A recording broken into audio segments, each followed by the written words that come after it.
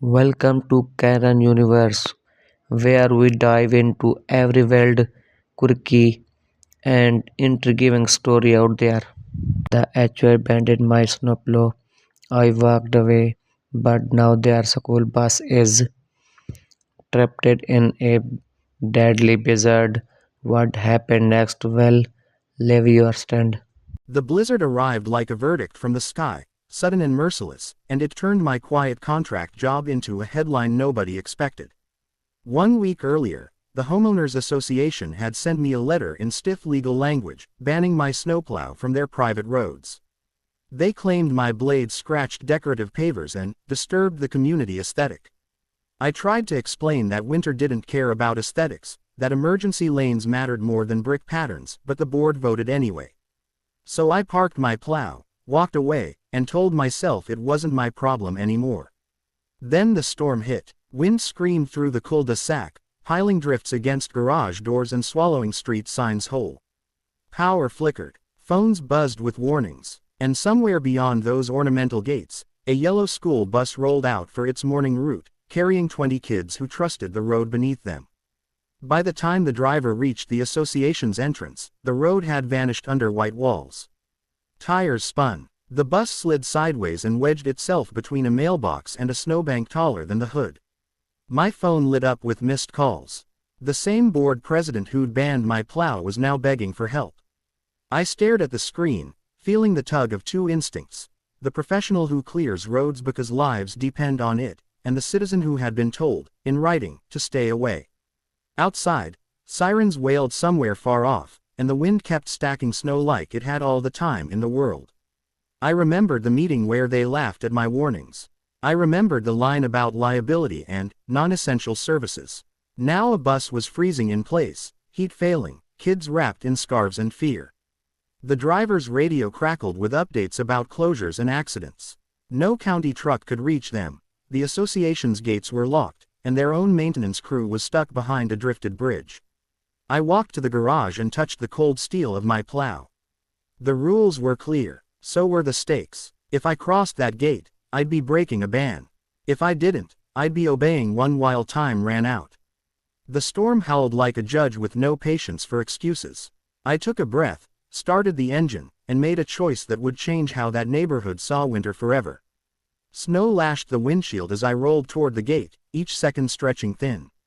I could almost hear the kids' breaths fogging the windows, the driver counting minutes, the board counting rules. Somewhere between duty and defiance, the road waited for an answer only I could give. History loves moments when ordinary tools become unlikely heroes. This was one of those moments, and winter agreed too. The gate loomed ahead, chained and buried under drifts, a symbol of the decision I was about to ignore. I climbed out, wind cutting my face, and hacked at the ice with a shovel until the chain sagged enough to slip through. When the plow blade dropped, the sound was a growl that felt louder than the storm. I pushed forward, carving a narrow path toward the trapped bus, snow rolling off in heavy waves. Radio chatter spilled from my dashboard, reports of stranded cars and stalled ambulances. Every call reminded me why I had started this job years ago. Not for contracts or praise, but for moments when a road meant survival. As I reached the curve near the bus, headlights flickered through the white curtain. The driver leaned out, eyes wide with relief. Inside, children pressed their faces to fogged glass, backpacks clutched like shields. I cleared a turnaround first, knowing panic could undo us faster than cold. The bus heater had failed, and the temperature inside was sinking with the sun. I signaled the driver to keep the engine running while I cut a lane wide enough for chains to grip. The plow scraped against hidden curbs, sparks flashing like tiny flares in the snowstorm. Minutes stretched into an hour. My phone buzzed again, this time with a message from the HOA board: "Do not enter. You are not authorized." I ignored it and kept pushing. The wind fought me at every pass, throwing snow back into the channel I'd just made. My arms burned, and the engine coughed, but the path grew longer, clearer, and closer to freedom. Finally, the bus lurched forward, inch by inch, tires finding the groove I'd cut. A cheer rose from inside, muffled but unmistakable. We moved together like a convoy, me breaking the way, the bus following like a bright, fragile moon. At the main road, County trucks were finally arriving, orange lights spinning through the gray. The driver shook my hand so hard I felt it through my gloves. One of the kids held up a sign made from notebook paper that said "Thank you" in crooked letters. For a moment, the storm didn't matter. What mattered was that a rule had met a reality it couldn't stop. Behind us, the association's streets lay scarred with plow marks, proof that winter had crossed their boundaries. I drove back toward the gate, knowing the real storm was just beginning, and it wouldn't be made of snow. Lawsuits, cameras, and angry meetings were already lining up like clouds, waiting to break, and I understood that saving them today would cost me tomorrow in ways no contract ever warned about. But the choice was made the second I dropped the blade again. By morning, the storm had softened into a gray hush, but the silence around the neighborhood felt louder than the wind ever had. News vans parked along the highway entrance, their antennas pointing toward the gates like accusing fingers. Someone had recorded the rescue from a window, and the clip was already spreading online with captions arguing over whether I was a hero or a rule breaker. I parked my truck and watched reporters rehearse questions, knowing every word would turn into a headline. The HOA called an emergency meeting in the clubhouse, heaters blasting and tempers running hotter. The board president spoke first, her voice sharp with rehearsed authority. She said I had trespassed, damaged property, and violated a standing ban. I stood up and explained the timeline, the trapped bus, the failed heater, and the locked gates. I told them I had text messages proving their request for help, even after they ordered me away. Some residents clapped, others stared at the floor. A man in the back asked what mattered more, a decorative road or a bus full of kids. The room shifted when the bus driver walked in with a folder of reports and a thank you card signed by every student.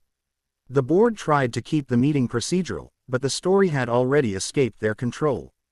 That afternoon, a lawyer's letter arrived. It demanded compensation for scraped curbs and threatened to sue for breach of contract, even though they had ended it first. My own insurer warned me that acting without authorization could complicate coverage. Friends called to say the video had reached local radio. Strangers messaged to say they would hire me just for standing up to the association.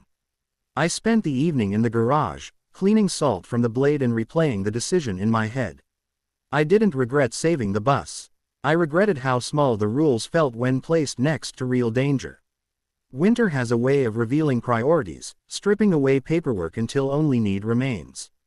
2 days later, the county issued a statement praising a private operator for preventing injuries. The HOA released one of its own, reminding residents about proper channels.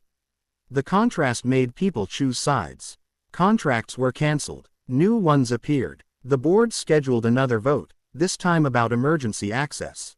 When the next storm rolled in, their streets were on the county's list for priority clearing, and my truck was officially back, under a new agreement with clear terms about emergencies. The same president shook my hand without meeting my eyes. The gate stayed open all winter after that. I learned something no training manual teaches. Policies can freeze faster than roads, and courage sometimes looks like disobedience. The bus drove past my house every morning, and the kids waved like we shared a secret about the night snow tried to win. The new contract felt heavier than the old one, not because of the pages, but because of the eyes on it. Every time I drove through those gates, someone was watching, measuring my blade against their bricks, their lawns, their sense of control. The storm that followed a week later wasn't as fierce as the first, but it carried the same lesson: snow doesn't care who writes the rules. I started before dawn, engine humming like a promise.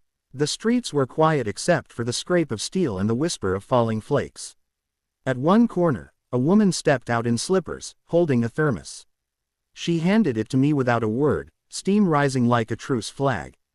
Across the way, a man filmed from his porch, phone held high as if winter were a courtroom drama. Halfway through the route, the radio crackled with a call from the county dispatcher. A delivery truck had slid into a ditch near the association's back road, blocking the only exit. The driver was fine but stuck, and the temperature was dropping fast.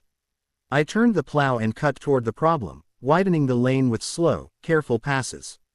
When I reached the truck, its hazard lights blinked like a heartbeat. The driver said he'd tried to avoid the unload stretch and lost traction anyway. I chained my tires and pulled him free, then cleared a path wide enough for salt trucks to follow. As I worked, 2 board members arrived, coats pulled tight, clipboards already in hand. They asked for an estimate of the damage. I pointed at the ditch and said Winter had done it. They asked if this counted as emergency access. I said the bus route did, and so did the road home for everyone else. The words felt simple, but they landed heavy. By noon, the neighborhood was moving again. Cars rolled, doors opened, life resumed. The board issued a notice praising swift action and reminding residents of ongoing guidelines. The language tried to sound firm, but the memory of the trapped bus still lingered like frost on glass. That night, I checked my messages and found dozens from other communities.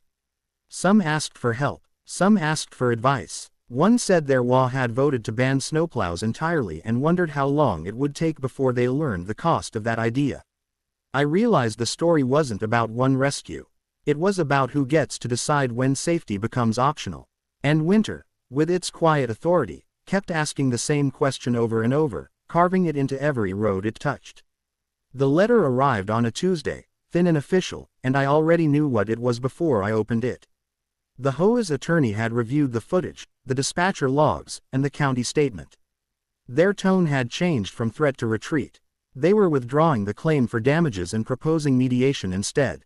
In simple words, they had realized a lawsuit about scratched curbs would look small next to a bus full of rescued children. I folded the paper and felt the strange weight of a battle ending without applause. Mediation took place in a quiet office that smelled like old coffee and new carpet. The board president spoke about liability. I spoke about responsibility. We didn't agree on everything, but we agreed on one rule that mattered. Emergency routes would never be decorative again. The gates would stay open during storms. Snow removal would be treated like utilities, not lawn care. When we shook hands, it felt less like victory and more like weather passing. Winter kept testing the promise. February brought ice storms that turned sidewalks into mirrors. Each time, I cleared first the roads where buses ran, then the streets where ambulances turned around. People noticed. They left coffee on porches and notes in mailboxes. One family painted a small snowplow on their fence, a quiet badge of gratitude. The cameras stopped coming, but the trust stayed. Spring exposed the damage winter hid. Cracked curbs, bent signs, and thin patches of asphalt appeared as the snow retreated. The HOA hired inspectors who photographed every flaw, searching for someone to blame. Their reports named frost heave, salt, and plow pressure, but also praised the open gates that had prevented worse accidents. Responsibility shifted from a person to a process, and that felt like progress. I was asked to train a small crew of volunteers for emergency clearing. They were retirees, teenagers, and a delivery driver who wanted to help before dawn. We met in the parking lot and practiced attaching chains, reading wind patterns, and keeping radios charged. I told them stories about nights when silence meant trouble and headlights meant hope.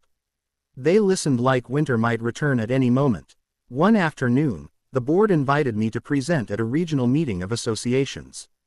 I showed the video of the bus, not for drama but for context. I explained how bans create blind spots, how closed gates slow help, and how contracts should bend when lives are on the line. Some nodded, others crossed their arms. Change, like snow, falls unevenly. Outside that meeting, a reporter asked if I felt vindicated. I said no. Vindication sounds like winning. What mattered was learning. The bus route was now marked with reflective stakes. The gates had sensors that opened during storms. The neighborhood kept a shared fund for emergencies instead of arguing about who scratched what. The crew took their first call in April, when an unexpected hailstorm blocked a rural road. They cleared it in 30 minutes and sent a photo with a simple caption, "Ready." I felt the same quiet pride I used to feel after a long night of plowing, the kind that doesn't need applause. Summer came with thunderstorms and fallen branches. We switched blades for saws and kept the radios anyway. The lesson carried across seasons. Access saves time, and time saves people. Even the board president admitted the winter had changed her view of control. She said rules should guide behavior, not replace judgment. By autumn, the story had faded from news feeds, but it stayed alive in routines. Buses rolled through open gates. Drivers slowed at corners widened for snow. Kids waved when the truck passed, even without drifts to push. Winter had written a message in temporary ink, and the town had decided to read it every day. The first flakes of the next winter arrived quietly, like a test whispered instead of shouted. Forecasts promised a mild season, but the sky had learned to lie. I checked the radios, fueled the truck, and drove the route before dawn, memorizing where water pooled and shadows froze. Preparation felt different now, less like a job and more like a promise kept. At the gate, a new sign stood where the old chain had been: emergency access, keep clear. It wasn't fancy, but it was honest. Residents had trimmed hedges back from the road and painted house numbers in reflective white. Small changes, invisible in summer, became loud in snow. The storm built through the morning, soft at first, then heavy, then relentless. I plowed the bus lane twice before noon. On the third pass, the bus appeared right on time, its driver giving a thumbs up through the glass. Kids waved like we were part of the same team. The road held, the rules held, winter pushed, and the system pushed back. By afternoon, the call came from a different neighborhood, one that had refused to open its gates after hearing my story. Their private road was blocked, and an elderly resident needed oxygen delivered. County trucks were stuck outside, and the association was arguing about liability. I drove there, cleared the entrance, and watched as an ambulance rolled in like a sentence finally finished. The contrast was sharp. One place had learned, the other was learning the hard way. I didn't say, "I told you so." Snow is already blunt enough. That night, I logged miles and notes, tracking where drifts formed and where salt worked best. The volunteers checked in from their sectors, reporting clear lanes and warm engines.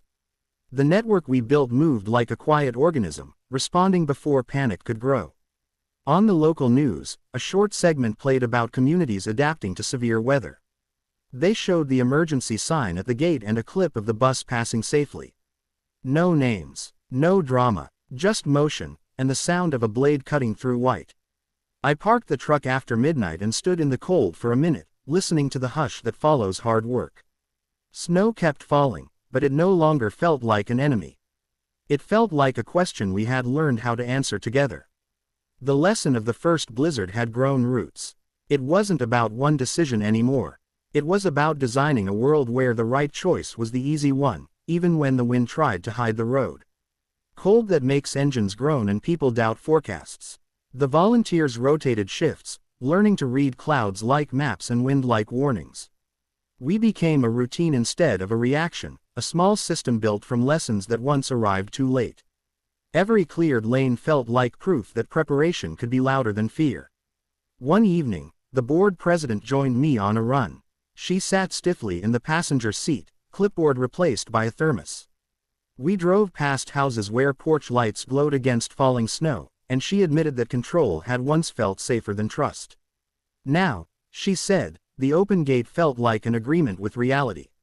We didn't talk about blame. We talked about schedules, radios, and the bus route that never slept. Midweek, the biggest storm of the season arrived without drama, just a steady fall that built walls by morning. The network activated before sunrise. 2 volunteers took the back road. I took the bus lane. Another crew salted the hill where trucks lost grip.